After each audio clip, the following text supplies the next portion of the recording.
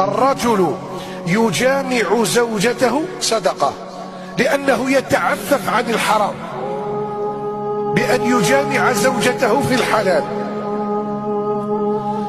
قالوا الصحابة كيفاش الراجل يجامع زوجته وربي يعطيه الأجر وهي صدقة؟ اسمع التعليل. قال لهم أرأيتم إن جعلها في حرام، لو كان هذاك العمل كان في الحرام في الزنا أكان عليه وزر؟ ربي يعطيه عليه الإثم، الوزر يعطيه الوزر. قالوا نعم. قال كذلكم إذا جعلها في الحلال.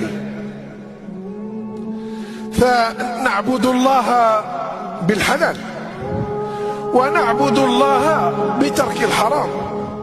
اللهم صل على سيدنا محمد الفاتح لما أغلق والخاتم لما سبق ناصر الحق بالحق والهادي إلى صراطك المستقيم، وعلى آله حق قدره ومقداره العظيم.